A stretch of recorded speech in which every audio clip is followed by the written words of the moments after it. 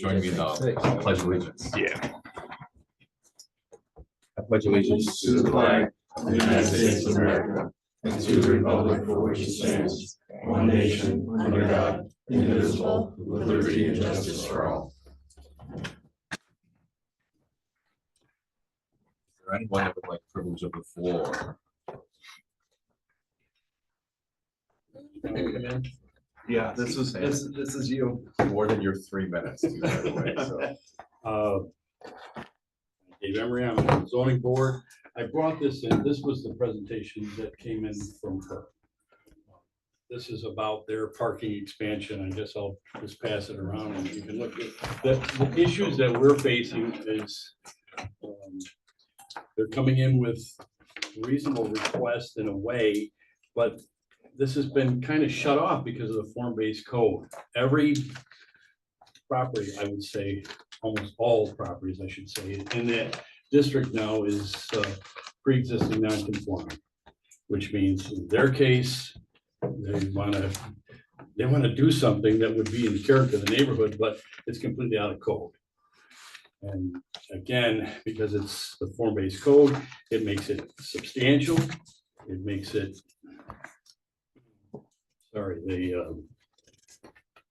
it basically throws every of the 5 criteria within zoning. We can't give it a variance under the way the thing is set up. And these are now existing auto dealerships, and they're big, and they want to do things that aren't within the form-based code at all. And I don't know how. I mean, our board is trying to come to grips is how do we get together with what the town wants, which we'd like to honor what the town code is, but when people come in with a reasonable request or something that's important to their business, there's just no flexibility to move on it. So how do we create flexibility? Because I think we've heard that a number of different times within the form-based code in businesses as well. Well, to me, if it were my choice, I would probably exempt the car dealership. If you're a car dealership, you wouldn't have to go under this code, and they all are already there. We're asking them. So I mean, even a sign request requires a change in the name of the sign, which they, now Garber has taken over Farnsworth, and West Her these sign changes require a variance. So the simplest thing now is out of code, and I just think it makes it. I just think it's difficult, and for us to try to follow the guidelines of what we try to do with zoning, it's not just difficult; it's impossible. So how many have you seen? Is this the first major one? There was another one down there. I don't remember the name of it, but they were trying to do a building or try to expand the building on the side. This was the one on the next road down. They were trying to do exactly the exact same thing as Uptown Tire had. And it was completely out of code, and I don't know where it stands, and they've tabled it and everything, and nothing's come back on it. But I'd say this is the biggest issue because they need the parking. And again, their business model requires that they want to have their cars in the front. I'm sure they bought these places, and this is beyond my pay grade. What these are huge dealerships, and I don't have to tell any of you, but yeah. So I guess what do we do? It sounds like there's a problem. I guess I'm asking the town board, people on the committee. Just looking through this, the first time I've seen it here, but the town law variance criteria, looking through these things, there's every measure that you use, you can't use it because something in that form-based code that says you can't. When you get to the number 5, it says whether the alleged difficulty was self-created. The response was the difficulty was self-created. You're proposing the parking lot expansion. Well, 4 or 5 years ago, it wouldn't have been. It's because we changed. Right. They didn't change anything. We did. There's got to be some escape mechanism here that can be employed to. We created the problem. That's what a variance is an escape mechanism. That's an example of where a variance might be a good idea. Well, you go through this, it says you can't do it, which is I think it's a a reason bigger they would problem than request just variance. asking for variances. I think there's a problem with the form-based code. We've heard that now from Dave. We heard that from the developers when they came in to talk to the LDC.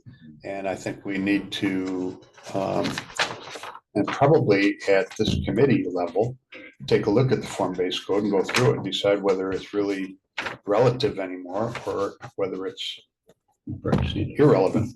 I agree with John. I think we've heard this a number of times and it's something that we need to revisit and look at. Sarah, what's your opinion? I think we need to look at it and see what could be changed. I would think it's a really bad idea just to throw it out.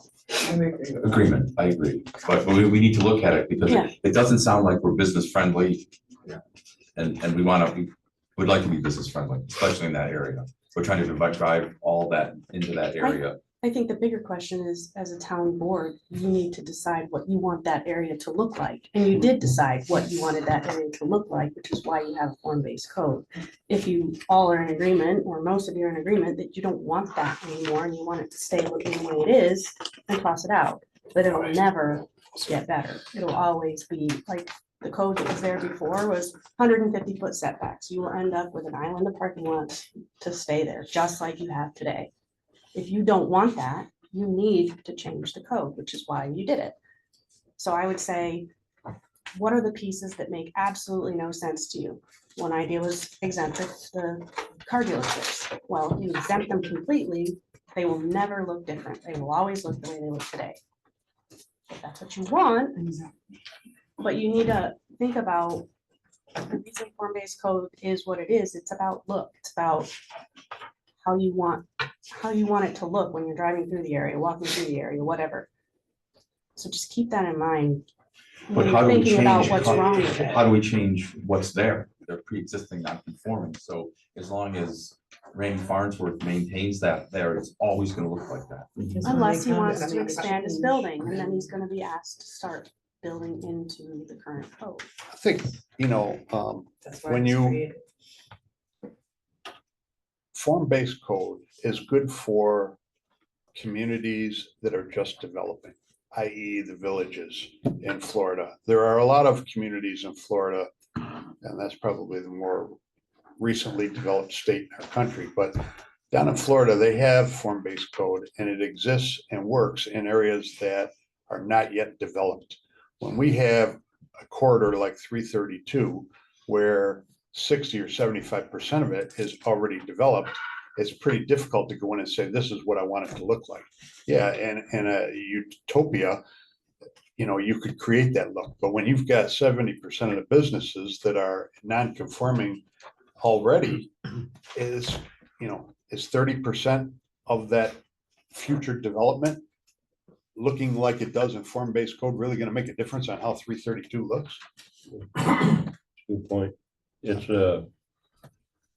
declaring them non-conforming is kind of, And then, fact is just not right. and then we have the building that just was built per the form-based code right next to town walls, and they can't rent it and they can't develop it. So it's almost like it's an albatross right in the middle of our Route 332 corridor.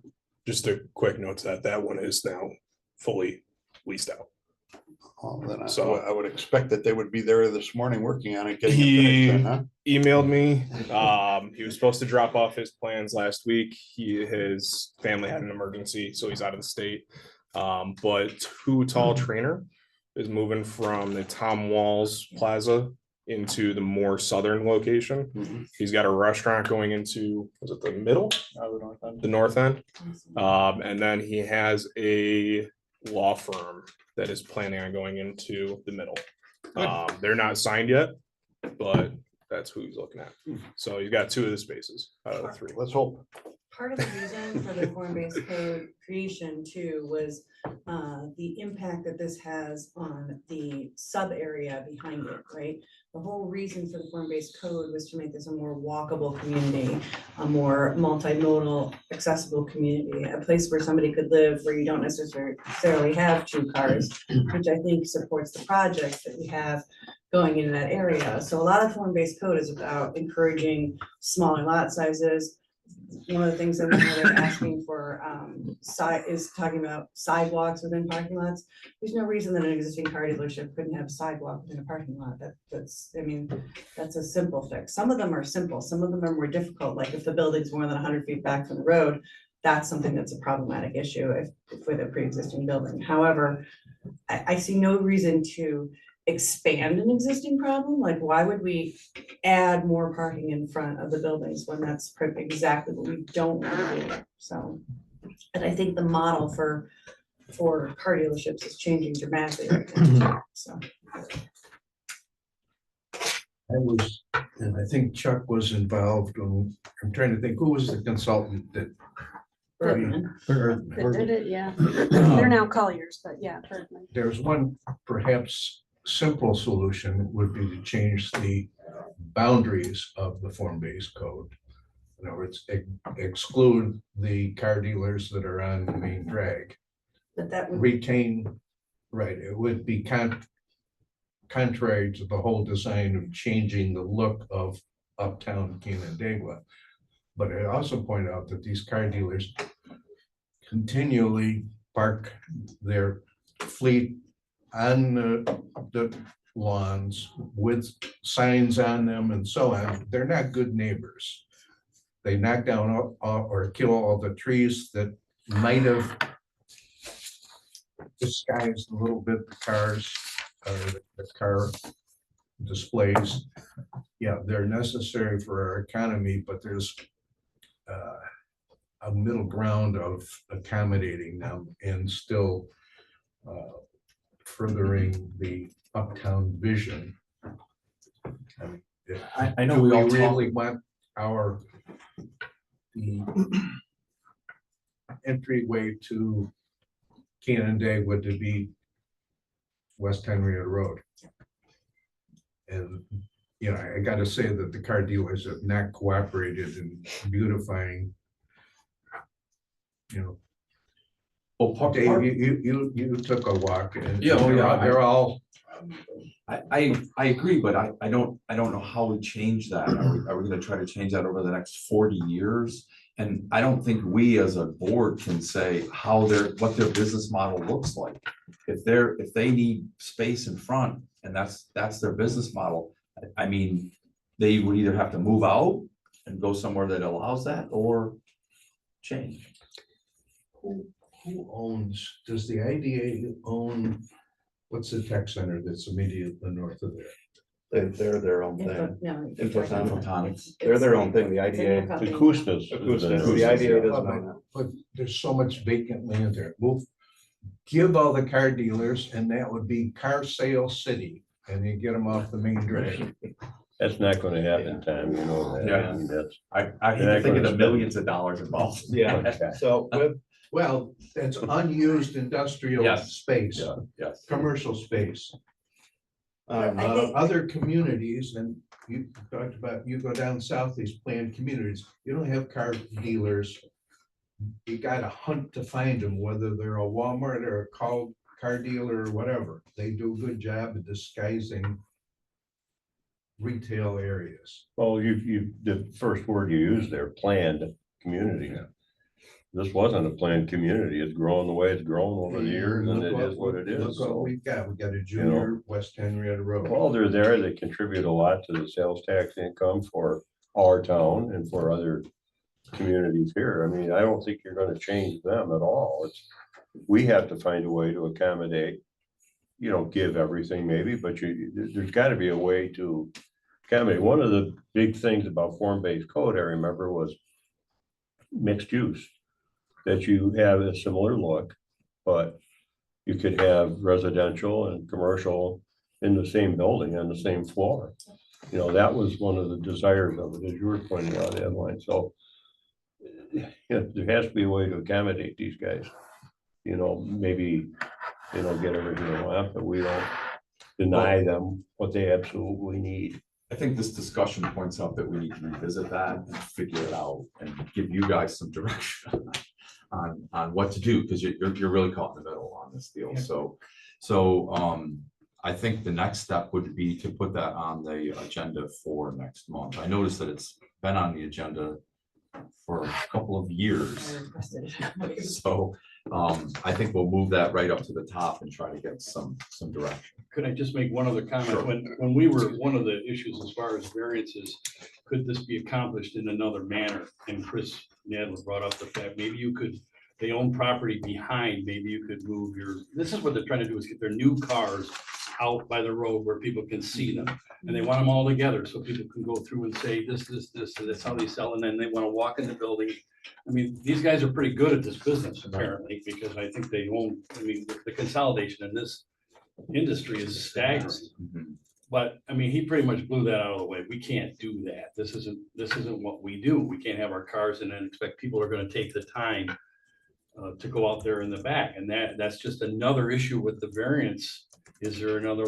Well, yeah, there is, but that's totally against their business model. And I just think it's a very, everybody's in a bad spot here. The town wants, you know, and the dealers need this, and Well, the businessmen are gonna take everything that they can possibly take, like, they're gonna expand to the max that they can possibly do for them. So there's always gonna be that pushback of, we would like it to look like this, you want it to look like that.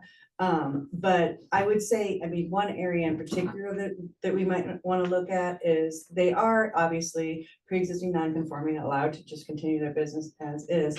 There's a certain percentage of change, I don't remember what that was, what was the percent of change that they had to have to trigger, this It depends process? on like the square footage of, as a percentage, like for buildings, the square footage of the building and the compared with the square footage of what they're proposing to add on to, or the change in value. I think it was like if they're doing more than 50%. I should Yeah, have brought. my whatever, books whatever, out, but that, it's that might be 50% the area that we wanna look at, is the percentage of change, because if they're doing, you know, right now, I think it's whatever it's set at, you know, pretty small, if I remember. I mean, if we could make it where if they're not making, they can make smaller changes that will help them and help us and not I think we need to require as visit that. many, I yeah. think I need I to think look at that's the that spot and where we need to review, look, right. is the percentage of change. Jared, you Yeah. had a- Oh, Hey, I I've should- gotta jump, I've gotta run out real quick, but, I'm meeting with the West Her Development Director this week. I'm also getting information from the county as far as what percentage of our sales tax revenue comes from that area, because I think those are both things that we've gotta look at. But the benefit and something we've all gotta take into account is, you know, we write these codes, but you have to have that release mechanism when you see times that you need to change them. They're not tablets written in stone. They need to be looked at and adjusted to make sure that they fit. And go back and look and say, well, that was the ideal doesn't always fit, maybe we need to tweak this, and here's a better outcome. Because we don't want to drive the businesses away, we don't want to have that, and you know, that. Like, I think Chip said to me that the corridor, that nature of the corridor is what it is. Changing 30% of it a little bit isn't gonna change it drastically, there are other things that we can do to change it. You know, those are all some of the reservations I had way back in the beginning. But I'm glad that we're looking at this and taking this back. I disagree with you a little bit, because I will point out to you Bushnell's Basin. If people want to be in an area, they can build to what the town wants them to look like. And the Bushnell's Basin is a perfect example of that. There's McDonald's in there and everything else in there, and they've all built to look in a more attractive manner. Because they want to be there. People want to be in County Day. Well, I think there needs to be, yes, there need to be adjustments made, but I think we can push back a little bit too at this point. We're in a good position. Car dealers are a different They are different business, I mean, animal, because yes. they need so much space and Yeah. displaying their wares is part of it. Like, if you go to McDonald's, you know what the menu is, so you Yeah. look for the gold You don't bars. understand? And so I think it's we will, put it on the agenda for, next month and, get Chris to bring out some things, so. What's wrong with the simplistic solution of just changing the boundaries? I think that's in the discussion. I think- Revise, Right, have the perimeter of all the car dealers be a commercial, a different zone, not Zone. base code, right? but then enforce the existing beautification standards for lack, I think the only one that keep falls them off- outside of that off the is, grass, and make them plant trees. we can make them plant trees, even if they're car dealers. Semi disguise, and I don't. Yeah, I don't I don't agree think with that. seeing a car as you drive by is the way people shop for cars. I don't think so. Can I just make one point too? I'm sorry that they're gone. I should have made it earlier, but they asked for 6 variances. Yeah. 3 of them were so small, they could just fix it. Mm-hmm. But they're going to push and push to get whatever they want if they can, and then wait and see what they can't get. Like ECB found out, ECB did the calculations for them that the landscaping requirements in the form-based code require some more landscaping in parking lots. So you don't just have a giant stretch of asphalt. You've got a parking area, but with trees and other Berms in landscaping there, in yeah. it, more than what we have required before. Like wetlands. 10% of the parking area needs to be landscaped. They were proposing 8%. They were requesting 2% variance. The That's zoning board cheesy. could deny that variance request. It really isn't a big ask for the car dealership to just meet the landscaping requirements. And I One don't of think the I would other move away from things- that. One of the other things was access into the parking lot for pedestrians. That could be, a crosswalk to get into it. I mean, what do people do when they go to the car dealerships? They walk through parking lots. So maybe give them a way to get to it that's laid out and specified. Hey, look, pedestrians, you walk here. One of the other ones was The double stalls. oh, Back to yeah, one of the requirements in typical parking lots is that you can't have parking spaces so that the only way in and out of them is to move another car first, and they have a double row of parking in the back. So, and there's some things that they just, when we were looking through the proposal, and I'm not saying the zoning board should just deny all the variances they asked for. I mean, that's why variances exist, right? When it's appropriate, to give relief from code when it doesn't make sense. The form-based code was never adopted thinking that no one would ever request variances. They knew that for anything that was already there that doesn't meet code, when those people go in to do work on their lots, like the car dealerships or whomever, there might be a reason why a variance would be a good idea. And I think the car dealerships are a great example of that. And I mean, from my perspective, I don't think there's a big deal with them putting in a parking lot. Sure, there's a lot of parking, but why can't they even try to meet any of the requirements? They didn't even try. They just said, we're gonna come in, we're just gonna show them what we want, we're gonna ask for all these variances, Everywhere else. and we're gonna tell them we're gonna leave town if they don't give it to us. I don't actually They- believe they're they gonna won't do that. leave town. They won't. But that's And what like they you said. pointed out, They're gonna say whatever need they their can. location Yeah. just as much as we may need their tax. So I think one of the solutions would maybe if someone, it seems like we're always asking Randy Farnsworth to do something, but maybe bring him in to show the other side. I mean, there's 2 sides to everything. So, and of course, Randy's one perspective, but I think we need to have that. Randy's retired. I know, but he's still Well, very the- active in the dealership. The problem with He doesn't own it anymore. I think he's pretty much out, but I. could No, be he wrong. isn't. I don't think he is, yeah. No, he's still. He's in Yeah. my office at least once a week, so Yeah. no, he's The not. problem with the dealership world is that they require them to look a particular way nationwide. Right, no, and So that's the main. right, and I issue. get that. So if we hear that and it's a requirement nationwide, we're gonna have to adapt that to what we have here. Because I But think, that's Tom, not you're right. actually They true, wanna though. sell It's cars not. and get it. No. This They have Plan conversation B and Plan actually B, ought to be C saved for for when we conversation You're right, for you're right. communities Right, and take up the requirements. form-based Yeah, let's code. move on, let's move on. I put cannabis on here because I felt like they had more to say. They're not here to have more to say, so their say is kind of done. I talked to Chris about that. We have a law, we're gonna stick with the law that we have, but I wanted to give them their fair share of voice on that. Can I ask What- while we're on topic, the city is just talking about doing more enforcement measures. Is there an update or something that we can do to help with more enforcement measures? Yeah, I was kind of hoping for Jared's input. I know after speaking with some of the sheriff's deputies and some of the investigators, part of the new 2024 state budget and the law that was passed is that now the counties can take over the enforcement and the regulation, not the licensing, but just the illegal and the enforcement of that. My understanding is they're not very interested in doing that, but. So after the conversations, I guess there's been meetings okay. where they are, Good. and it's purely because, not to get too into it, the state isn't capable of doing everything. A lot of the towns that hands are tied, unfortunately, we really can't unless we just sue them over and over and over, but at our own cost. Can't do anything. So the towns are putting a lot of pressure on the county to go through and then take it over. The county has the resources, the county's able to do it. My personal recommendation would be to reach out to the county and say, hey, this is something you really need to look into. And then at that point, it's the county's responsibility. We're not dealing with the state, we're dealing with someone that's local, and it's more. Our voice will be heard. Exactly. So. What is the mechanism for a referendum? Does anybody know? For a referendum on cannabis? Yeah. I think it would have to go on the ballot. Yeah, but how do you get it there? I think Is the people that are interested in cannabis have to get so many you signatures. need 1,000 You signatures, need what I need 10, 5%. or does anybody know? 5% of the amount of people that voted for governor in your district last year, which is around 300 for a permissive referendum. So they have the avenue. Yes. What I'm worried about. That's kind of what we landed on. So, the next meeting Dave, do you is, want to double back, get the minutes approved from the last meeting? oh, did Yeah, I- did I skip that?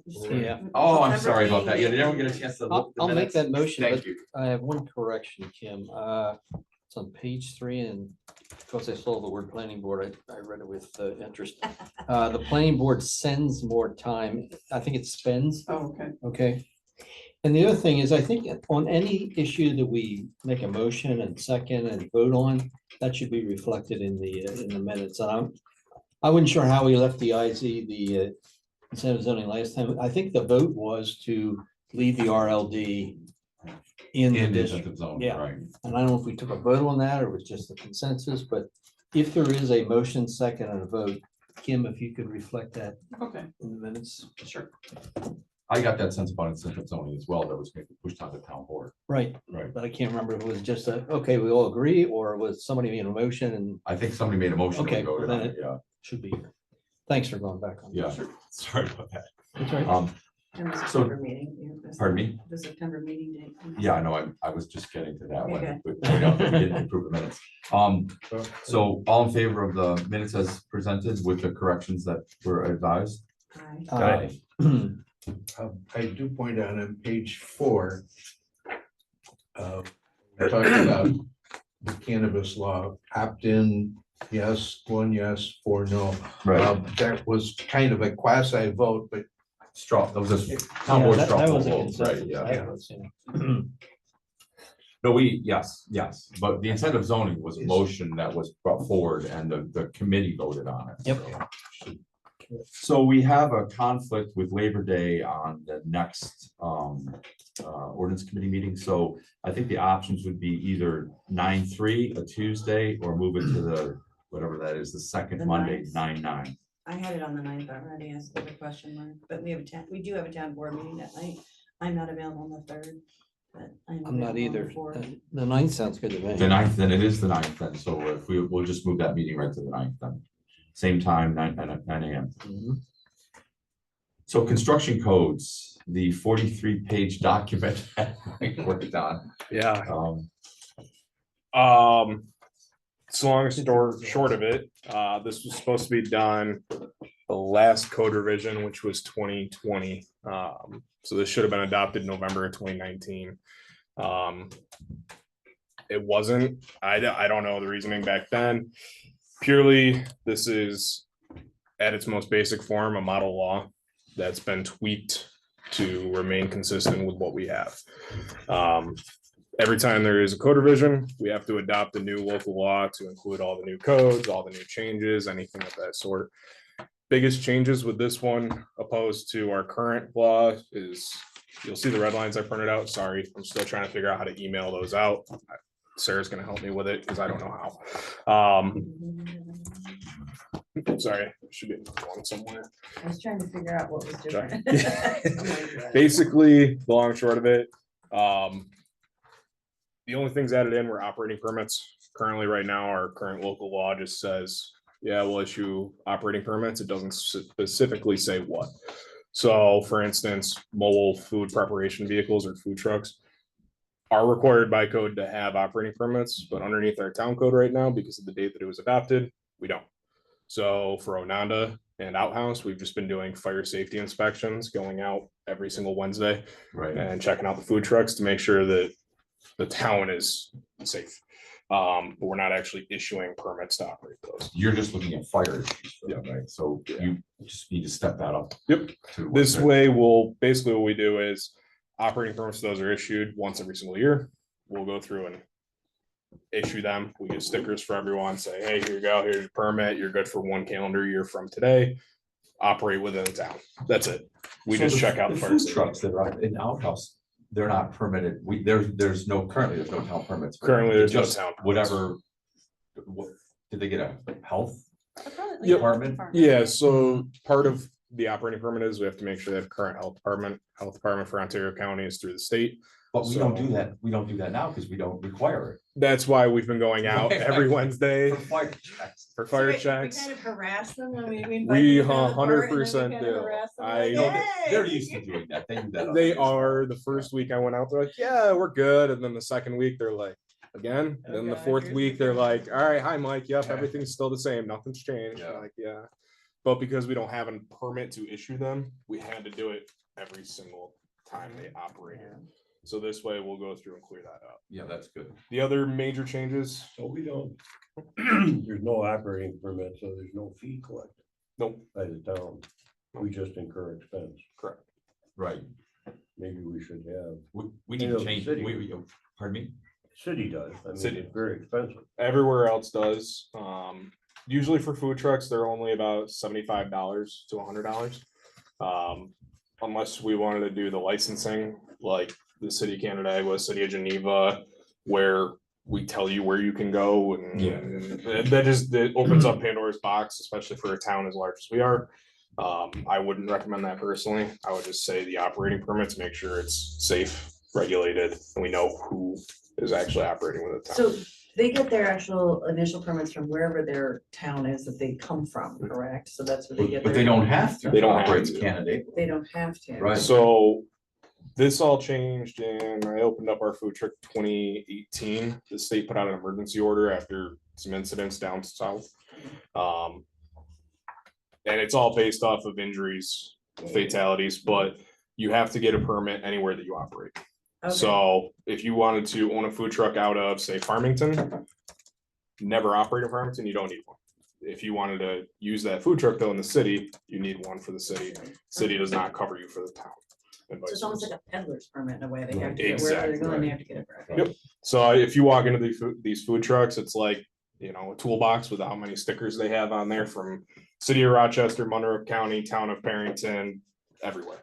So it's just one of those things where it'll be easier for us.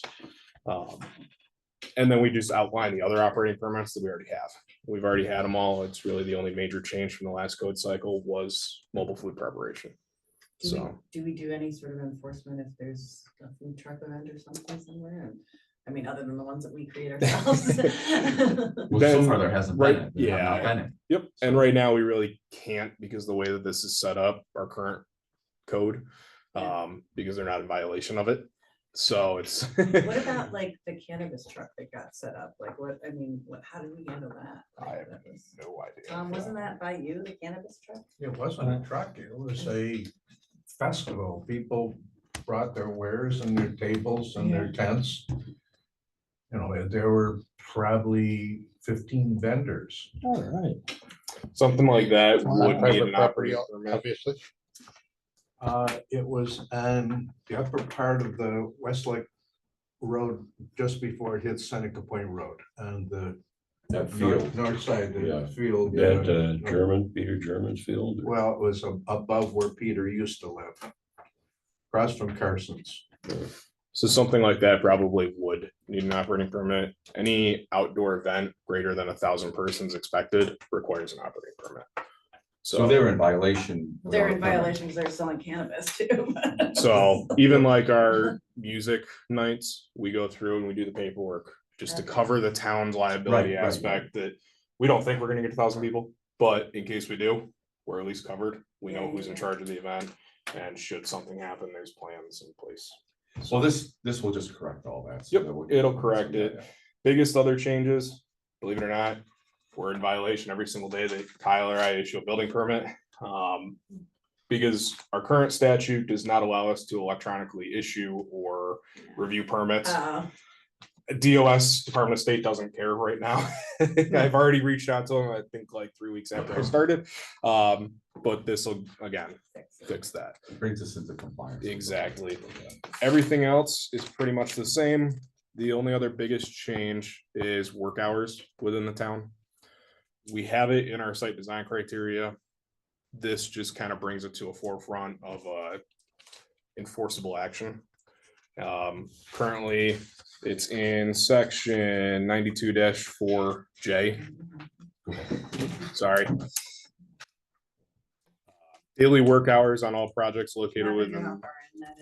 Oh. Oh, I found it. Okay. It's like. Like 5 pages. Fourth page more. in, everybody. Um, Well, fourth actual page, probably 8 double-sided. On the work hours? Yeah. daily work hours. Now, this is only for building permit.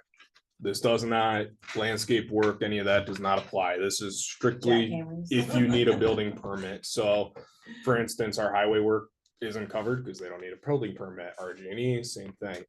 But if you have a building permit, your allotted work hours are 7 AM to 7 PM on weekdays, 7 AM to 6 PM on Saturdays, no work on Sundays, and no work on federal holidays. And no work on Sundays and federal holidays. Is there a reason for Hmm. that? Inspections, Because they Nobody's do there. go. that's really, Nobody's there to. look at I that. have seen in Morel, they definitely work on Sundays and federal holidays. Yeah. So, and it's more for the inspection aspect than Okay. anything else. If Morel is working on a Sunday, someone calls in a complaint, You can't enforce that. there's something to be enforced there. But generally, we don't get complaints like this. I've only ever gotten one, and it's usually for the site contractors. That one was Maze Landing. They were working, I think it was 7:30 in the morning.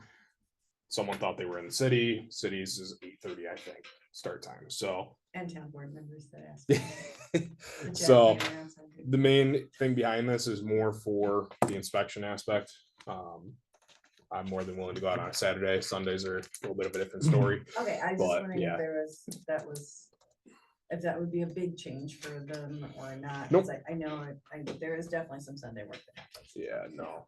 And it's for the big stuff, the site contracting, the moving of dirt, the Right, running heavy bulldozers running, machinery. Right, yeah. If someone's inside of a house, I'm Yeah, never gonna write a I'm using violation for that or like that. So, roofing kind of thing. yeah. is what I asked. Speaking as a contractor, I think we ought to qualify this. Okay. I don't think we ought to just dictate what their hours should be generally. Okay. I think that if we qualified it to say something along the lines that if it's a noise or something that is going to disturb the neighbors, then I could understand it. You know, I Okay. mean, when we have people working, we don't want them to work at hours where they're gonna be waking up the neighbors or disturbing the neighbors. But I think if they're doing inside work like taping and finishing Mhm. or painting or drywalling, I don't think we should dictate that they can't work Saturdays or Sundays. Is it hard to be that specific on work, or do we just base it on if someone complains? Like, no I one don't would think it's probably that. complain. I don't think it would just give me probably a day to kind of look at some other examples. This is the more simplistic way of just, nothing. Right, But I can definitely do some wordsmithing. Well, to did you add say that that in the there. problem with that was enforcement, and that's why you're indicating those hours? So, and that's what we were just saying about it before, but. I think Sundays and holidays. Yeah, for inspections, yeah. Yeah. But You're talking about the time of day, Yeah. yeah. yeah, Yeah, and we can definitely do that. But you're only Something- gonna do an inspection if there's a complaint on a weekend, right? No, we get called out for inspections on. just Yeah, regular but then construction you could stuff, say so. something to the effect that inspections won't take place on weekends or abnormal working hours, right? We could, yeah. I mean, You should. you should, because I'm not gonna call you for an inspection on a Saturday or a Sunday. Or Yep. even off hours, right? Yeah. But I may want people working on the job. Yep, and the biggest one is the federal holidays. That's really the one that gets a lot of people. As approved by the town board. And most of the time, you know, people are gonna do it anyways, and they're not gonna ask you or tell you about it, Yeah. so it's not gonna be an issue, so. Exactly. But I just don't think we ought to dictate what hours people work.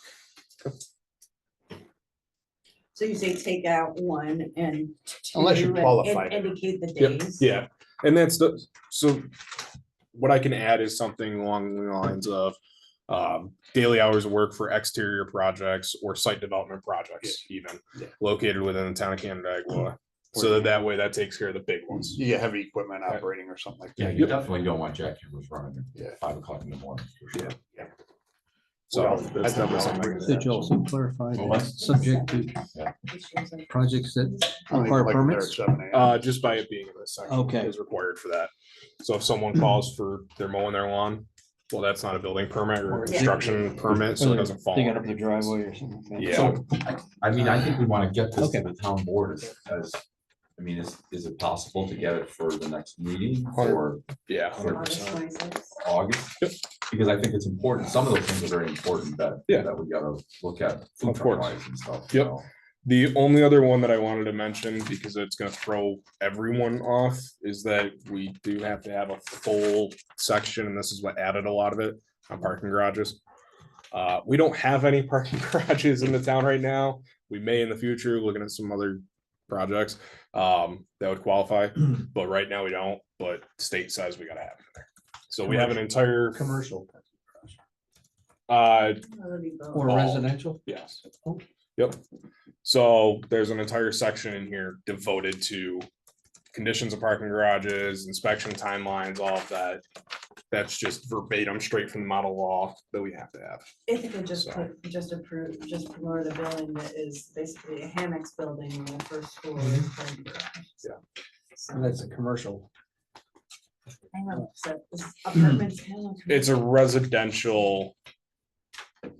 That would be defined as a residential parking garage, but yeah. Still requires Yeah. everything. But we have to have it in the law. Have to have it. Till we run into a problem with it, we'll just Yep. go with.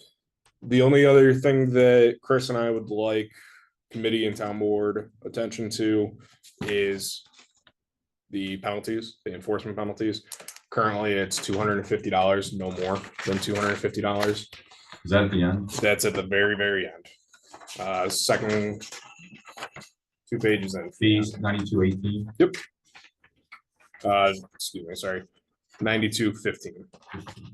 So if you go all the way to the back, flip 2 pages in, it is, oh, let's see. Under enforcement. Yep. So again, just changing this so that it's all in conformance with the state law. Civil penalties, instead of the maximum of 250, we are looking at kind of correlating this with everything else we've been doing. So this is the exact same number as short-term rentals, no less than 500, no more than 1,000. Okay. And that's for any violation for uniform code, town code for this section. So just trying to basically create some uniformity through every single section as far as enforcement and the That's penalties. per day. Yep, per day. Is that, John, can I ask, does that make sense to you? Yeah, that, I have no issue with that. How often you issue, A fine. but, yeah, well, So I've requested one. I've never issued one in the town. City, previous employment, different story. That one I probably did at least one a week. that was cheating. So, yeah, that was, yeah. So, Get We there, don't. you seem Our- competent, they're like, maybe don't mess with this guy. our goal is not, like I stated on my last report to the town board, our goal is not to penalize people. Our goal is just compliance. But if I sit there and I look at someone in the eyes and I say, okay, it's $1,000 every single day, and I'm gonna drive by here every single day, and I'll be sure to send that report to the judge, they tend to, oh, okay. 250 doesn't matter for a week, 1,000 does. Yeah, and underneath our current statute, it's $250 max. Yeah. So even if it was 40 days, $250, that's it. Yeah, yeah. Not, so, This makes more sense. now. Yeah. You've got some teeth in that. So that's really the meat and potatoes of it. Everything else, it's the state statute that we have to have. One note to Jared's dismay, we did get the new 2024 or 2025 draft building code for New York State. So unfortunately, next year, whenever that is adopted, rumor is March is going to be the first attempt to adopt it. We're going to take this up. We're going to rip it in like 17 pieces because we're going to have to do a brand new one. But at least this way we are current and valid underneath the eyes of the Department of State, and legally we are safe. Jared had indicated to me that there's a lot of stuff in the new code for New York State that is gonna be extremely expensive for people to build, like sprinkler systems gonna be required everywhere in the draft? Or- Sprinklers will be required in every single residential structure, no matter size or occupancy. See, I feel like And public water or private water? Does not dictate. I feel like we need to It's do gonna be some tough. pushback to New York State to try and lobby a bit on some of this stuff, because in a pro-housing community, I wouldn't. it's crazy. Let me cover this up in my personal, Mike Murphy, Yeah. not town codes. I wouldn't. I'm a big proponent for sprinklers. I've pushed for them personally in several meetings, including the state lobbying day. 3,000 square foot house, how much does it add to the cost? $2 a square foot. It'd be a little more than that for 3,000 foot. $6,000. Just above here. But again, and I know a lot more about the sprinkler systems from my previous work, but average residential structure, you're gonna see about anywhere from a 10 to 20% decrease in premiums for housing insurance. So you're going to get that back. There's a lot of other sections of the code that I don't like, that Kyle and I are really trying to work hard on getting a draft of major changes, but we're at about 10 pages right now. That will severely affect development and momentum that we have seen in the town.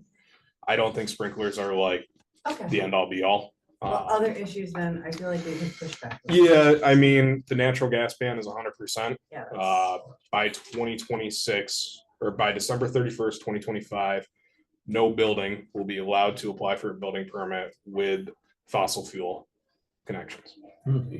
The only exceptions to that being Over 7 stories. And over all 7 those- stories. Over Ken. 7 stories, where right. are all the over 7-story buildings? Yeah. New York City. So there's some exceptions to that. Commercial operations are basically the biggest ones, obviously crematories, commercial kitchens, certain industrial aspects, but also residential is exempt for connection to an emergency standby generator. So there is at least that in there. They added that for us. Some of the biggest ones, commercial buildings, anything greater than 5,000 square feet will have to be built with solar installed on the roof for all new commercial buildings greater than 5,000 square feet. When does this start? March 2024 or 2025, excuse me. It's a So- survives Yeah. the whole process. So, yeah, I mean, the full process is done. This is the final draft for public comment. I could see small things like light switches in a residential now have to be either a manual dimmer or motion sensor. That will probably be changed. I mean, that's a small change, but like sprinklers, the natural gas can't change because that's an executive law through the state. Can't do anything about that. The solar, I think I could see a little bit more leniency there. Yeah. I mean, they're changing everything down to like operating permits. You're now gonna need an operating permit for any temporary amusement recreation facility, i.e. a bounce house. Again, there are good reasons for these, and this is really where I struggle from, and this is why all code enforcement officers make horrible economic development persons in the long run, because I look at it from a public safety standpoint. Yeah, that's amazing. That's great. Just like sprinklers. I've been in well over probably 20, 30, 40 house fires. Put all the sprinklers in there every single second. But then I look at the economic development side and I'm like, When you're I've trying to talked get somebody to be able to with- buy a house that's costing $250 a square foot, I mean, there's no affordability Yeah, there whatsoever. and I've talked to pretty much all of the major developers have gotten back to me. I sent out a blanket BCC email to every large developer, architect, engineer that's worked for the town in the past year. Good. Without naming specific developments, one of them said, okay, we're gonna have to eat the cost for our phase because those buildings have already been sold. We can't go back to people and say, hey, we're upping the cost of your house $20,000-$30,000. So we're gonna eat it. But phase 3, the next phase after this one, may be delayed a little bit because we're gonna have to do some architectural work, get some new figures, and go through it. So we were kind of fortunate. The transition from 2015 to the 2020 code was very minimal. There wasn't a lot. But the 2025 code is substantial. So we're looking at just under 1,000 pages of just changes. So, yeah. 1,000 pages coming from the state, saying. Right. Yeah, across the different. Yep. So And there's nothing we can do. I mean, You there's. be able to knock that down to 700-800 for. I something wish. Reasonable. I wish. Is it, we're not able So- to just indicate, like, in compliance with the New York State code kind of thing, like in these sections, we have to spell it out, even though that's the New York State code? Yeah. Well, so for this chapter, no, for this one we do. So basically the biggest changes, we're gonna have to change some of the definitions to update the year, stuff like that. The operating permits will have to change. Our inspections, the state's now mandating, currently we're at, I think, 14 inspections that are mandated. We're gonna be upwards about 22, 23. So we're gonna have to add those in here, just small things like that. Nothing too crazy, but when I say this will get thrown out, it's because the state will give us another model and we'll just utilize that like we did. So your best guess on what that will cost us as a municipality for you to go out 8 more times? I mean, that, we have to look at our building permit fees. We're looking at them, but not, we were kind of, when we developed the last fee schedule, we were kind of looking at that already. Today's market. And talking with general contractors and developers, we're up there. Right. I don't think we Can keep going up. No, I think we, so for example, if we charge, say, even with Parks and Rec fees and everything, $3,000 for a building permit, the developer is gonna go through and charge the homeowner $5,000. They build that cost in, no matter what. They're gonna say, oh, we don't, but they build it in. So ultimately, it's one of those where our goal is not to make revenue. Our goal is to offset. Yeah. I look at it as the tax base for the town of Canandaigua should cover one code enforcement officer's salary. Because by law, we're required to have one. Everything else should be offset by the fees being brought in from the construction that drives the necessity for other employees, other materials, other aspects. And that's why we are at where we're at. We're not absurdly high by any means. There's no ifs, ands, or buts about it. I mean, our average building permit for a single family house is around 700. That doesn't include the parks and rec fees, the soil and erosion that by state code or by town code, we're required to have. So those all get factored in there. So we'll be able to get this construction code on for the meeting of the other month. Because I think it's important. Yeah, Chris sent out his updates. There was very minor changes that Chris had sent out to Dave and I. I had some back and forth with Chris, so we'll have something by the end of this week. So you'll have some of those changes that John's adjusted, like from a time standpoint. So do we make a motion to send this on to? I have some questions first before we do that, if you don't mind. No, go ahead. Under building permits exemptions. You have construction of temporary motion picture, television, theater, stage sets and scenery. I assume you're talking about interior. Interior and exterior. All right, this is exterior. So if somebody wanted to go and install a movie screen in their backyard, they're not required to get a permit. Correct. Is that what we want?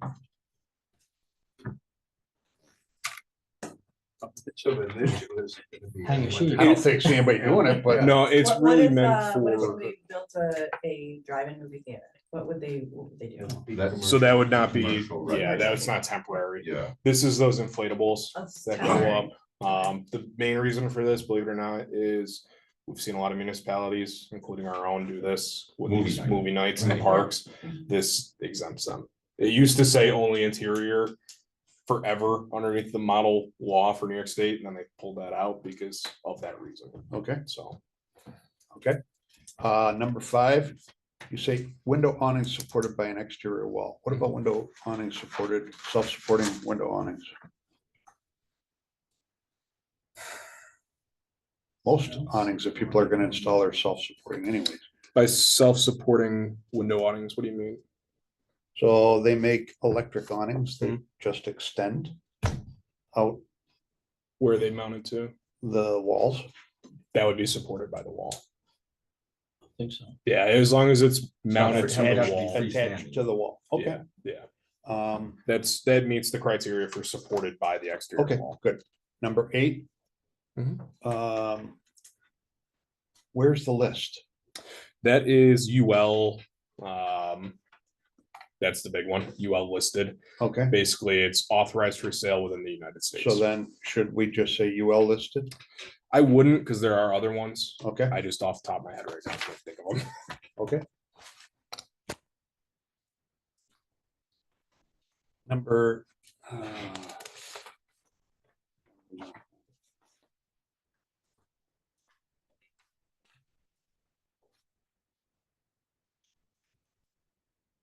Like when you present this to the town board. Number the page. I saw that this morning. I apologize. They're numbered in digitally. Yeah. So, number 11, I guess it is. Where it says construction, John, is it 92 dash something? Same section. Same next section. page. next page, just, You just skipped over it, I believe. It's that 92-4.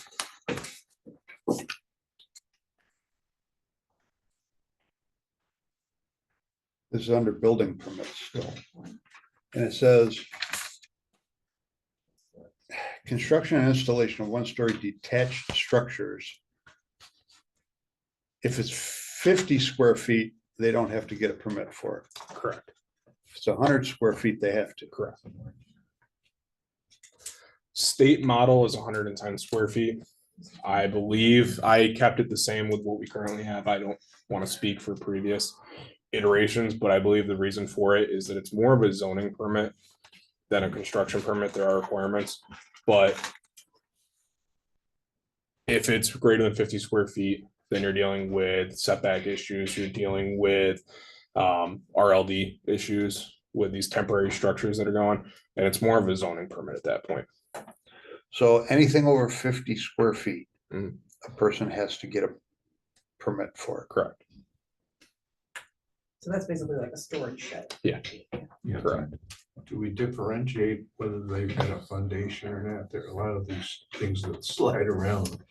Nope, because by state code, you're actually supposed to anchor them down, even if they're temporary or permanent. If they're big enough, we definitely want zoning to look at it. Make sure it's done right. So. Yeah, and that's really, I believe, the reasoning for dropping the square footage down from the state recommendation of 110 square feet is for zoning purposes. If you're talking 50, you're very Doghouse. small. Yeah, once you get up there, you're talking these sheds that are right on the property lines and stuff like that.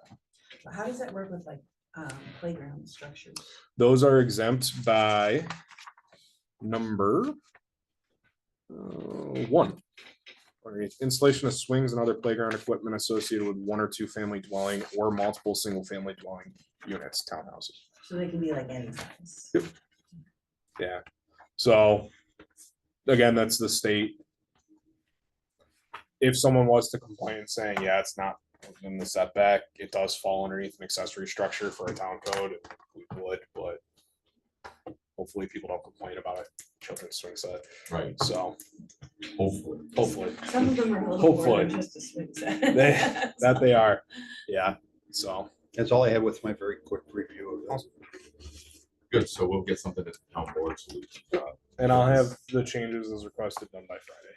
So just And sent out to everyone. someone can make a motion. I can make the motion. Second. All in favor? Aye. So this is just for scheduling, setting a public hearing at the August meeting. Yeah, I guess we're 2 months away from. Yes, then we can try to adopt in Yeah. September, Right, correct? right. But the sooner the better. 'Cause we're talking about- That's really it, yeah. Yeah. Get adapted just Just as new. Just as good, the next change. Just as we do We'll it, have- yeah. we'll have that Hopefully I'll next have one. the new one in December, so we're not behind the 8 ball, but the state's worse than anyone, so. Are you floodplain, were you putting that on hold? Or was that's something you wanted to? talk No, about? we can Okay, talk good. about it because it's more of a policy. Everyone should have gotten in their emails, the floodplain. If you want a hard copy, you can send Kyle to go and kind of do a quick overview. We're not looking to change this yet. I really just wanted to have a discussion with town board, ordinance committee for policy and which way do you want us to go? All right. Currently, by statute, our floodplain ordinance is the exact same as every other municipalities in New York State. When DEC went through and NFIP became a huge thing, DEC handed everyone, National Flood Insurance Program, Okay. sorry. DEC handed everyone a model local law and said, sign this. So I swear I've gone through everyone around us that's similar municipality, we're all the same. 2 feet of freeboard on a residential structure, which means you have to build 2 feet above the base flood elevation. And you can't build in a floodway. That's really the only implications of the floodplain ordinances. And flood proofing for commercial structures. So what we're kind of looking towards is the feeling of the town board to go a little bit stricter and to try and alleviate some of these issues that we've been seeing with stormwater, inundation, lack of compliance in some areas with floodplain ordinance, and try to give our town code a little bit more teeth, which would have a resounding effect on possible CRS or community rating system through FEMA, which will provide every single flood insurance, every single NFIP flood insurance policyholder a discount. For example, the city of Canandaigua is a CRS level 8, so they receive 10% off their floodplain policies through NFIP. Right now, we don't have CRS, so we don't receive any discount. All right. CRS is an optional program. It is not required. It does take a lot of work, but one of the main things that you can do is become stricter with your floodplain ordinance than the minimums, and also building in some stormwater stuff into that. How does that work with like the RLD? There's a lot of pre-existing in the flood. Yep. So, Recently approved in the flood zone. yep. So you can build in the flood zone. So there's nothing saying that you can't. The greatest term that I tell everyone, and Sarah, Kyle, Kim here to my office all the time, we're never going to tell you no. It just might cost you a little bit more. There might be some more red tape to cut through. That's it. So if you wanted to build in the RLD right in the flood zone, you would just have to build 2 feet above the base flood elevation, which currently right now is 692. So 692 feet above sea level. So you'd have to build up to 694. Most of our properties meet that. Currently, after a survey, a very quick survey, we probably only have about 15 to 25 properties that don't meet that and are not in compliance. Currently, underneath our statute, if they were to do any significant improvements or damage, which is more than 50% or more of the current market value of the structure, they would have to demolish the structure and become compliant with our floodplain ordinance. That's current. That's current. That's also FEMA. We can't change that. We can become more restrictive by saying 40% of the market value. Or we can become totally restrictive at any time you would have to. So there's some weird areas. I mean, this is definitely one that, like I said, I just wanted to get some policy direction. Do we want to be stricter? Do we want to stay with what we have? Do we want to try and go for a CRS rating? Stuff like that. I mean, one of the big things after talking with Kevin Mulvaney and some other floodplain managers from around the country is one of the main ways that everyone gets around our base flood elevation is by building on fill. So they bring in fill, they raise up the elevation of the house by utilizing that. That's great, but now you're offsetting the flood elevation of another property by increasing theirs because you've taken that out. So one of the things that I would recommend is compensatory storage. So what that means is that if you bring in 1 cubic yard of fill, well, you need to remove 1 cubic yard of material from the lot. Now evening that out. We just had a property go through planning. It's a medical office building right next to the Canandaigua outlet, right within a major floodplain. they were going to do 55 cubic yards of cut or fill, excuse me, and they were going to provide 66 cubic yards of cut. What that means is they're actually lowering the base flood elevation of properties upstream, mainly residential. Theoretically, Yeah. Nothing's 100% when you're dealing with water. It's more than awesome. Yep. So that's kind of what we're looking at. Do we want to go towards something with the CRS that I can then draft? The draft that was sent out, I threw out our current floodplain because it is from 1979, hasn't been updated since.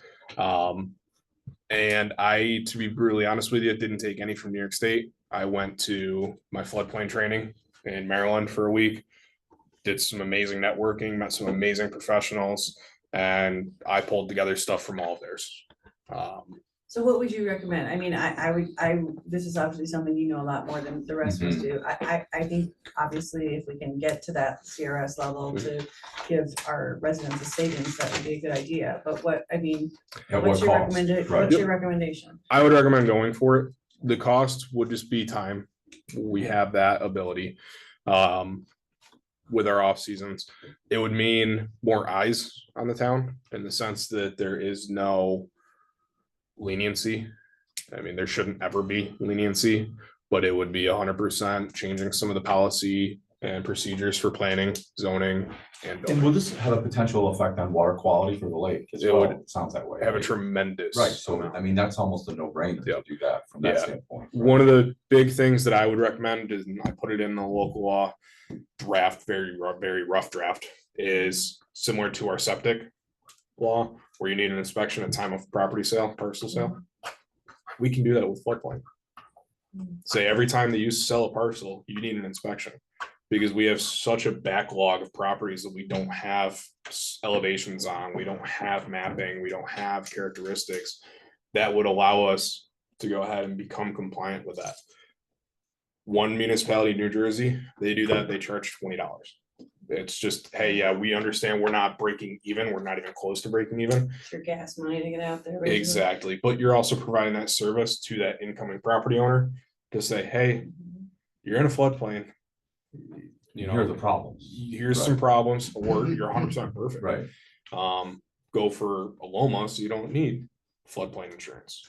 How does that work with like large neighborhoods when we come in before the planning board like that? I mean, are you examining it as a whole for the floodplain when it's coming in as a plan? We do. Okay. Some of the stuff is if it's 5 acres or 50 lots, if they're in a floodplain that doesn't have an identified height, they have to provide us with an H&H study or hydrology and hydraulic. Yeah, whatever. yeah. Yep. Study to show us what that elevation is. One of the things that I do is I review that. When I look at stuff, we just recently had a subdivision, I can't think of the road now, where the floodplain wasn't shown. It's actually right up here on 5 and 20, right next to our water mitigation project. Yeah. So that one, it's nothing more than me putting on my floodplain manager hat and saying, hey, by the way, you're not building in it, but you're near a floodplain. This area floods often. Please identify that to the property owner and have them sign off on it, so that they know. So I can totally go through this draft. We can meet up next meeting. I just really want to know, what direction do you want us to go with a draft? Do you want us to go? I don't know about the rest of the board, but I would recommend we go in the direction that your training told you to go in. Yes, I would. As long as it's not gonna have a huge massive effect on future development or current development. Biggest thing is the effect would be the compensatory storage. I think that that's just a no-brainer. By FEMA statute and federal statute, you're allowed to increase the flood height up to 1 foot. I think that that's just insane. So does every other floodplain manager in the world. So what I modeled this after is called no adverse impact or no rise, which means that at no point can your development adversely affect any neighboring property within the municipality or neighboring municipalities. That's good. That just to me makes common sense. Yeah. So if that's something that you wanted to go towards, I would like to just go through this with a fine tooth comb and then do a full presentation PowerPoint of here's the changes that we're looking at. So maybe a motion to have like the in order. I'll make a motion for Mike to do that. Okay. The hard work's already done, I will love say motions, that. so Mike, do more work. Right, Mike, do more work. All right, all in favor? Aye. Thanks. My quick question, if someone wants to appeal the delineation of the floodplain, do we allow that in the current? And does the new regulations allow? In other words, somebody comes in and says, you say, you're in the floodplain, you can't build here. It's never flooded. I've never had any problem there. And if they want to go through a process of appealing the delineation, is there a way to do that? Yes, it's not with us. It It's the is, better one, it's yeah. with FEMA. Yeah. So it's called a letter of map amendment. And what that means is that you go through, you have a surveyor, and it happens very often. We do it where they use LiDAR for all the floodplain maps and everything. It's not 100%. It's be off by several feet. They go through, they map it out, they send a letter with the survey to FEMA. Usually takes about 3 months, unfortunately. FEMA then sends back and says, yep, okay, you're out of the floodplain, or only this portion is in the floodplain. It doesn't change our maps, but that map or that letter stays forever in our database as well as FEMA's. With the property. With the property. And when they do the maps, don't they send out a thing that says, hey, if you got a problem with this, this is the time to find it, Yeah. I'll adjust it, sort of thing. Yeah, That would be an appeal to the elevation, but in terms of the amount of water, I think somebody would have to do a hydrology study to yeah. determine how much water is actually coming down, what's the waterway opening, can it handle it? If it can't, then obviously it's in the floodplain. And one of the things that I'm trying to schedule a meeting with DEC and FEMA. I recently got word that those preliminary maps that they pushed and pushed and pushed after we got flooding and everything last July.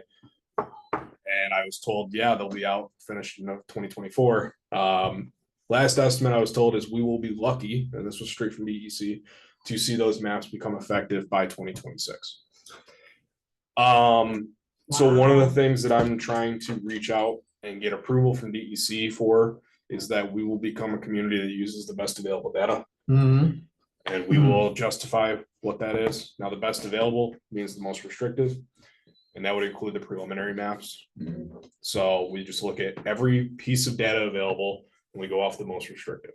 They were interesting, because So- they came out like the end of July, like just a couple weeks after we Yep. had that 500 There was year such a flood. big push, and then I went to Maryland at FEMA and I was like, hey, yeah, we're supposed to be getting these maps. Do you have any update for me? What maps? I don't know what you're talking about. And I'm like, oh, okay.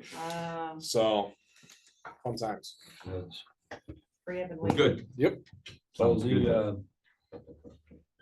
just, artificially, raising and, your comments about creating storage. Let's say there's a situation where somebody digs a trench across their property, What kind of about situation? would 200 cause feet that? long, 5 feet wide, and 2 feet deep. And they're disturbing quite a few cubic yards of dirt there. They should provide some storage for that water so that it doesn't create an issue for somebody just south of them downstream perhaps. They should, if they were in a floodplain. Yeah. Unfortunately, I Yeah. don't think any property like that's in a floodplain right now. So that would just fall underneath our regular statutes of soil erosion and everything else. So Civil case. yeah. So, but yes, if it was in a floodplain, they would have to underneath what I would draft.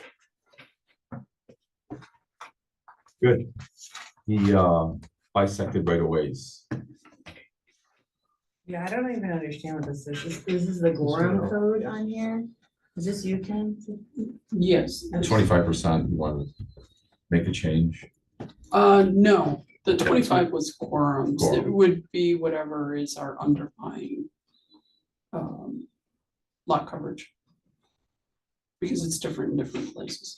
Can you explain what you're asking for? I didn't fully get it. So. That would be to limit the amount of coverage, lot coverage, someone could put on the lakeside part of a bisected parcel. Okay, So if they've only got like got it. an acre or two lakeside, 19 acres upland, they can basically pave whatever they want on the lakeside, but Because they're never gonna triple over the The lot up across coverage. the street, Right, yes. right. So you're saying in each section, it would apply separately? Is that what this is doing? This would limit the amount they could put on Lakeside at 50%. Okay. So they couldn't pave the whole Lakeside essentially. But the overall percentage of coverage Would still stays stay the the same. same. So whatever is per that zone. Is this just for the RLD or? I didn't specify, but, that would be where it really applies. Makes the most It's difference, the right? biggest Because it's, problem, it talks yeah. about Lakeside. Yeah. Okay. Well, there's Yeah, I a lot of- remember in my time on the ECB, we saw a number of projects that had significant coverage, and if they had a large lot across the street for It was parking or offset, whatever, yeah. it offset it. dramatically, so. So are you gonna make a resolution together, put that, I mean, for this, is this gonna be an ordinance that we have to have a public hearing on? This was for you to review and if you want to make changes. This is Well, our I think- suggestion. I think we wanna make changes, yeah. Yes, I would agree. Yeah. It's something that we've been talking about for a while now, so. So I'll talk to Chris about that, Nadler. Okay.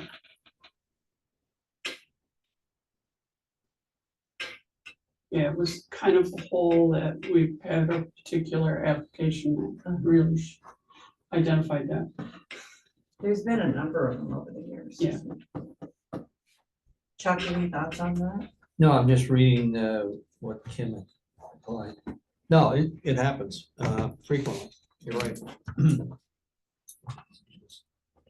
Closing the It should loophole. be, Yeah, it's closing the loop, I agree. yeah, Yeah, it's gotta- yeah, you should always look at the lakeside lot as an individual lot. Right. Yeah. All right, food sales at park events. Can we back up just real quick Sure. on that? Do you want to talk, are we talking to Nadler to have him help us draft something to come back to ordinance next Yes. month? Does it have to come back to ordinance?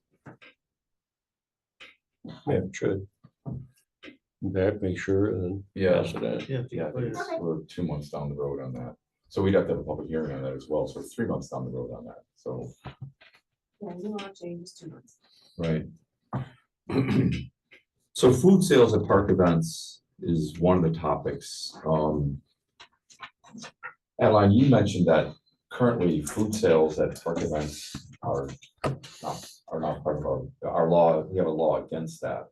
Chris couldn't find anything on that. That wasn't, my understanding when back in the days we were in the Parks Committee was that people were not allowed to have a profit, a company somehow making a profit within the park. So that's why we didn't have kayaks, rental Mhm. agencies, we didn't have, people selling ice cream at Ononda, et cetera and so forth.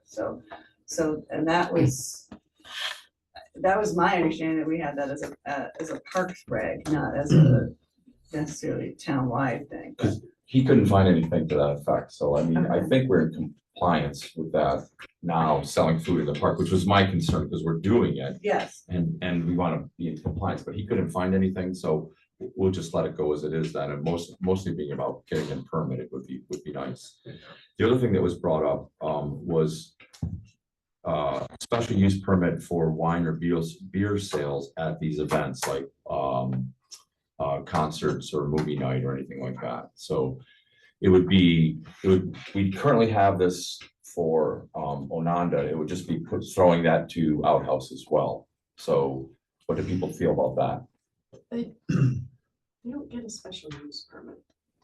Chris said they did. They don't go to planning board. No, they get an I know. alcohol they permit. get an alcohol permit in the town board. Yeah. Yeah, town board approves those. But that's only for Ononda, specified in that. So did we want to make that available to Outhouse as well? I don't think so, because those are children's playgrounds. That's primarily meant to be a ball fields, children's playgrounds.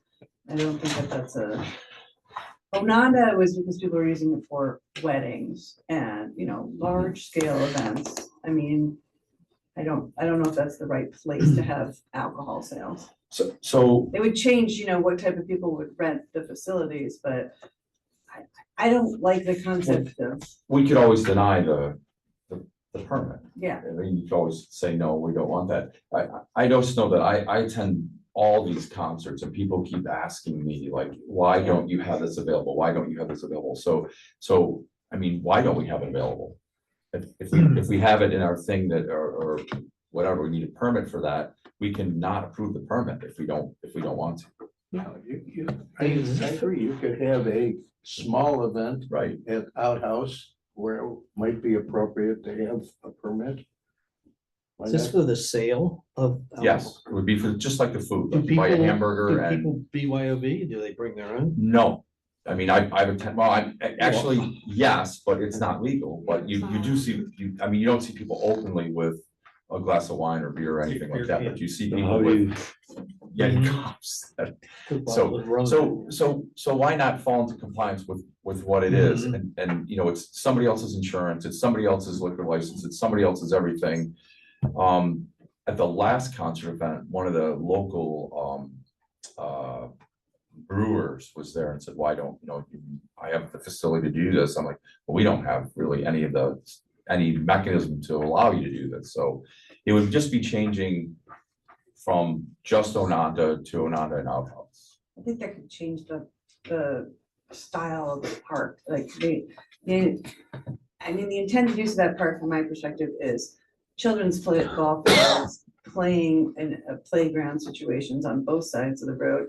And we are using it, yes, for, you know, bocce ball and for these events, but I don't see that these events, even in that situation, they're family-oriented events where people are bringing their kids. I mean, I don't think that that's the right place to have there to be alcohol yeah, I sales. agree with that. I think there's a difference between Ononda and outhouse. Ananda's. At Ononda, you know, you have set facilities that are more oriented toward supporting an activity like that. For people that are having a wedding or having a Private. big graduation party, you know, you can control it and contain it. You know, maybe people are sneaking stuff in now. If they are, that's on them. But for us to support it in that park, I would. Would we rent the building at outhouse for?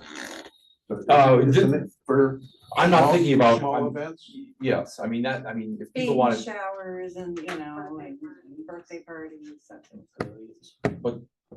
what I'm hearing from people is specifically the concert events, like why wouldn't you allow a vendor to come in here to sell beer or wine? Because they're family events. I want them to be for people to bring their kids and families to play on the playground and watch a concert. And there's a lot of people in our society that are sober by choice. And it's difficult for them when they come into situations where they don't anticipate alcohol to be, you know, something that's there, and to have it sitting there tempting them on a regular basis. I would like to protect it as a sober situation, an event. It's different when you go to a private event in case in a building, as opposed to sitting out in your public park, bringing your kids to a playground and seeing a beer fest. I'm not. I mean, I get what you're saying. It's I nice to disagree, support right? I people, disagree, but right? I just.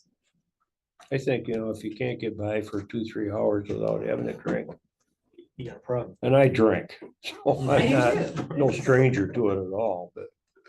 But Thank God. on the other hand, what these people come up to me and say is that, you know, you're sitting in your chair. I don't anticipate people, I mean, if you're have an alcohol problem, you're probably bringing your own alcohol to that anyway. Sure they so, are. Right, so, That's on them. but I mean, I don't know.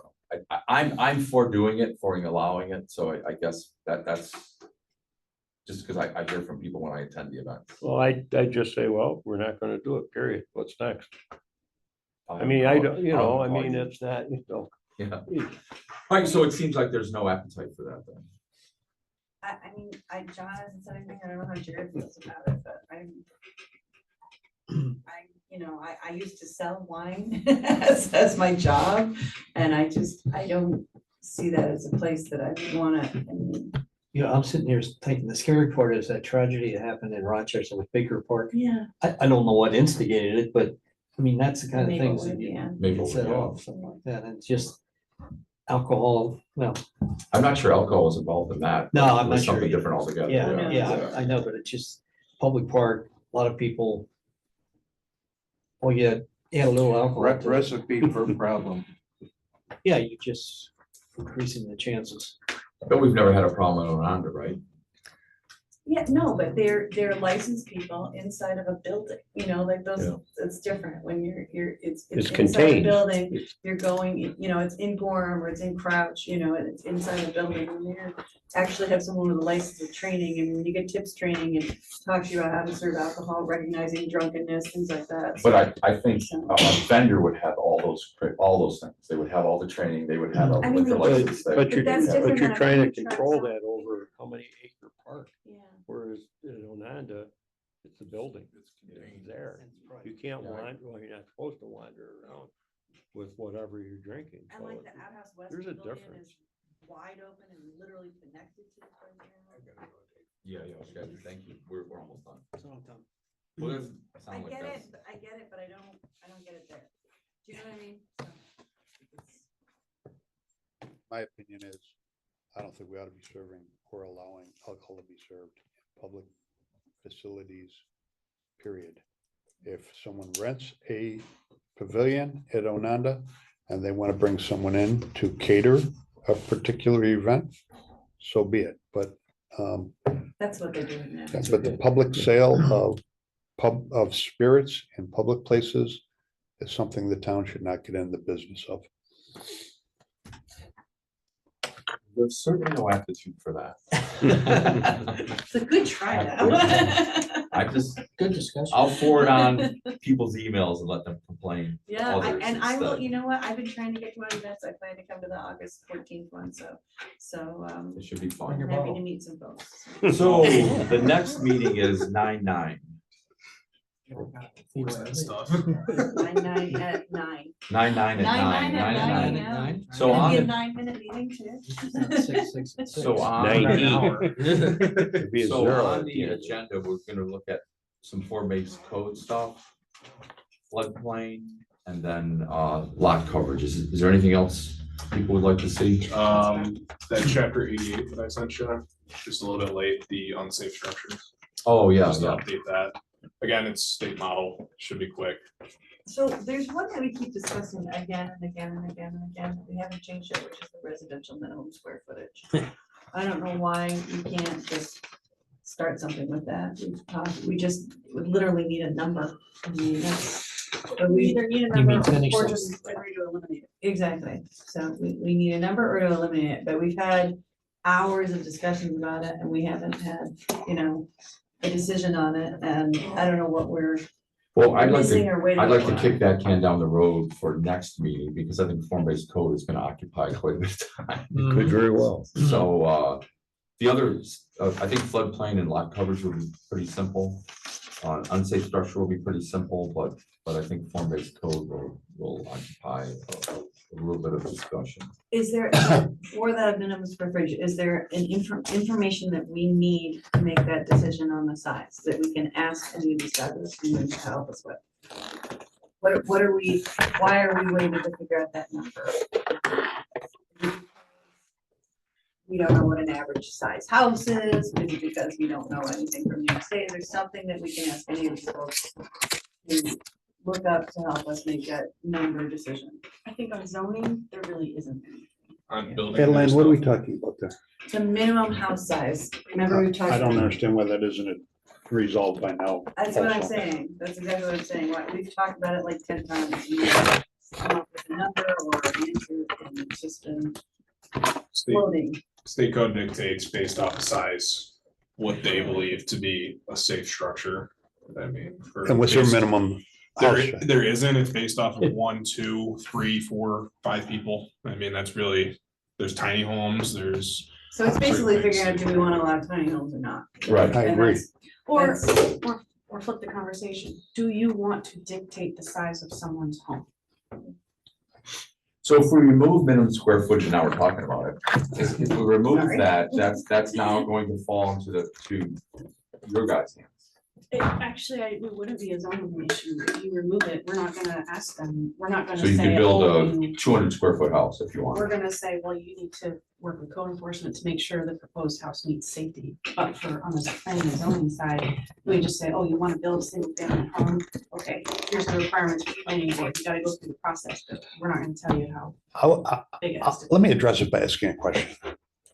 If a person decides, or a family decides, that they only need an 800-foot structure to live, why would the town want to dictate whether they can or cannot do that? Exactly, that's why I keep bringing it up. I see no reason why we should. I Just to mean, play yeah, devil's I'll- advocate, there have been conversations I've heard in the past that if you allow something to be smaller than 800 square feet, then someone could build a manufactured home, not build, place a manufactured home on a lot, which we already allow that anyway, as long as it's meets, it's on a permanent foundation, then they're allowed to place it outside of the manufactured home park. I don't have a problem with. someone But doing that.